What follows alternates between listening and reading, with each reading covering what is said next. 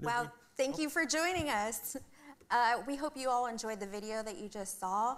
We are lucky enough today to have some of the participants from Swinomish to be able to answer some questions about what you just saw. So if we can go ahead and get our panelists to go ahead and introduce themselves. Good afternoon, everyone. My name is John Stevens. I had the pleasure of serving as a health administrator for Swinomish for 42 years, and I'm now in my third year of policy consulting to the tribe. This was one of the initiatives that I had the pleasure to help the tribe with.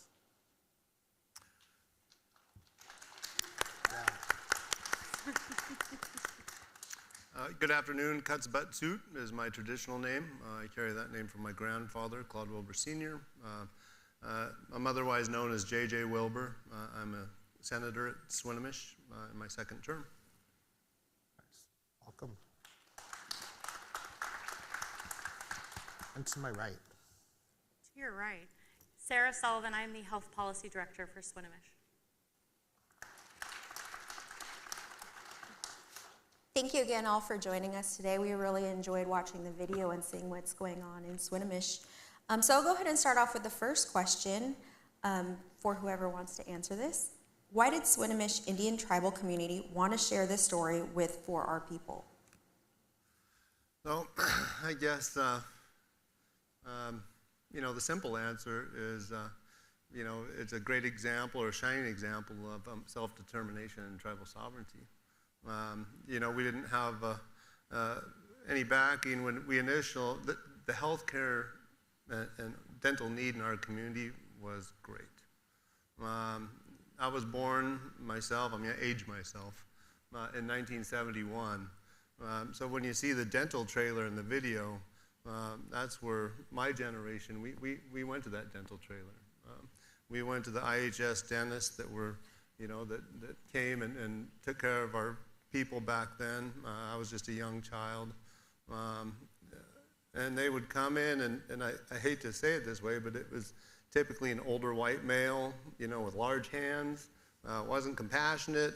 You get in there, drill your teeth, pull teeth, and, it went that way for many years at Swinomish. It was traumatizing for myself and a lot of people in our community. I know I didn't want to go back to the dentist, after experiencing, that. And let's face it, in tribal communities, we were raised on Kool-Aid and Pepsi. That's what we drank when we were kids, and our teeth weren't in the best care. So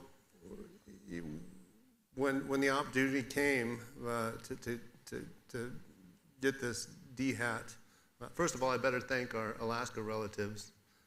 There was a lot of research that Swinomish did, with the Alaska program that was brought to Swinomish. So thank our Alaska relatives. Also, we'd like to thank Jim Roberts. I don't know if he's in the audience. If he is, he can stand up. He was Portland Area Health Board that helped our team. He now works for Alaska. There he is. There he is. So, just a shining example of sovereignty. And Jim, I've been coming to self-governance for the last 7 or 8 years since I got elected. And I'd go out to dinner with Jim and Kay, and we talk about history and the things that have happened. And Jim told me the story about, that was told in the video. Him and John Stevens had been fighting with the Washington Dental Association, who absolutely did not want dental therapy. It was going to hit their pocketbook. So they did not want this to come down to the lower 48. And they had done everything they could to try and get it to, the state of Washington. Our federal trustees were not backing us, then when it came to dental therapy. And John and Jim were fighting with the Dental Association, their president. There was a big hearing, a big argument, and former Chairman Clattersby went into the cafeteria with these two and said, look, you two have done it your way, and it's not working, so now we're going to do it my way, the Swinomish way. And they got the full backing from the Swinomish Senate to move forward and self-fund the fight for dental therapy and implementing it in our community, which is the first in the lower 48. I guess I'll end at least my portion of answering this question. You know, you see the children in the video now at the Swinomish Clinic, and they absolutely love going to the dentist. They love the dental therapists that help, you know, keep their teeth clean and healthy.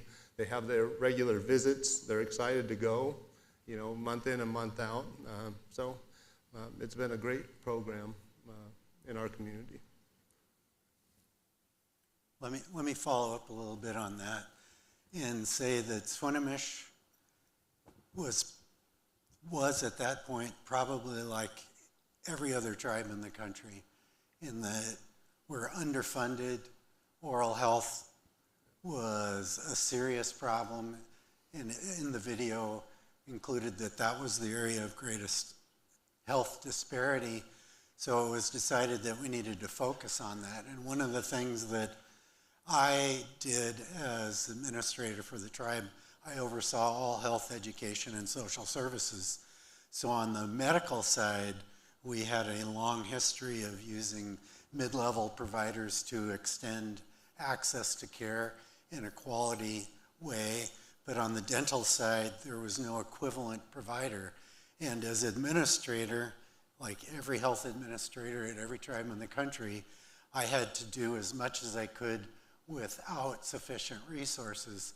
So when Mr. Roberts and I were exposed to the potential for DHATs that the Alaska Natives had modeled, we quickly determined that the best way to extend services for our people and do it in a way that didn't cost us a tremendous amount of money, in other words, do more with less, it was obvious that going to a mid-level dental provider was something that would be beneficial to us.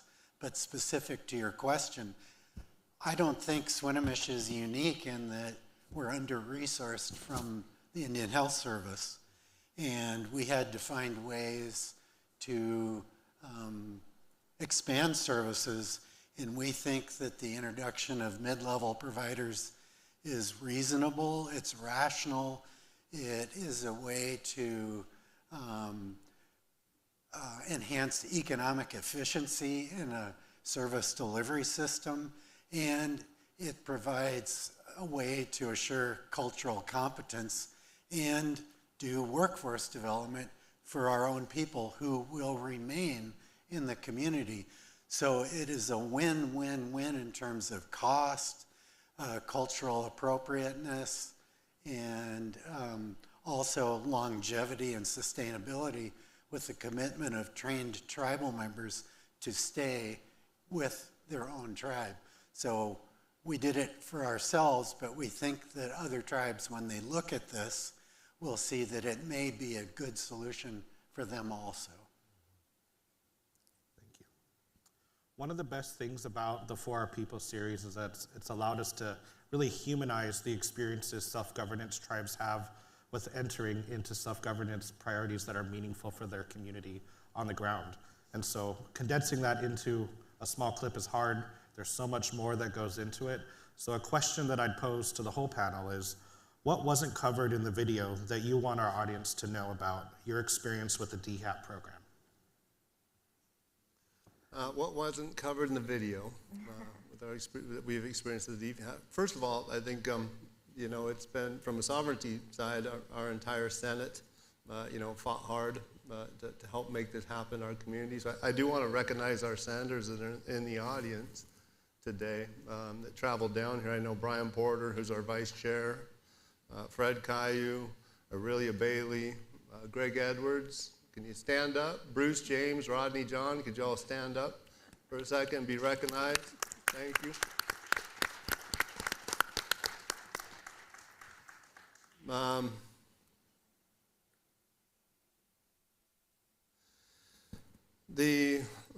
You know, the DHAT program, what it brings to our community, things that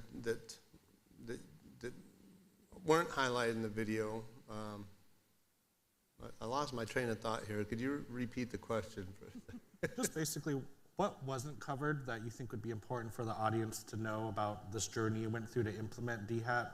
I think it was powerful what you talked about earlier about what your experience was as a youth with the dental system and, didn't have the best culturally grounded experience and how that affected, it affects all of our health outcomes in the long run. And then I think even this point about the kind of uncomfortable relationship with the American Dental Association and not having the best working relationship to get this moving is key, especially in today's day and age where now American Dental Association has to work in coalition with tribes to protect healthcare outcomes for this country. So I guess just what's a broader message and experience that you think was important going through this that would be good for our self-governance tribes in the audience to leave with today? I think that I just recognize our Senate, but the fight continues to expand on dental health aid therapy in the lower 48. I think, our tribal members, our community is benefiting from it. We've worked with our local Skagit Valley College, the next town over, and them helping to educate the dental health aid therapy program here, working hand in hand with Swinomish to educate and get these folks through the system. But, it's still not fully funded. And we need more funding. We need scholarships for these dental health aid therapists and the things they're doing, in Indian country and in communities. It's a great benefit, and we need to do all we can to help continue that fight to get them in every tribal community in the lower 48.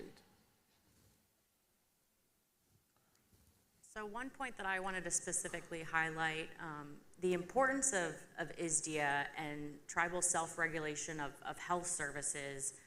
Not only did Swinomish implement this and go to the fight at the State House trying to get legislation passed, and when it finally passed in 2017, it had some crucial language in there that actually recognizes tribal dental health aid therapists as being able to be licensed by tribes in addition to the federal government and federal certification.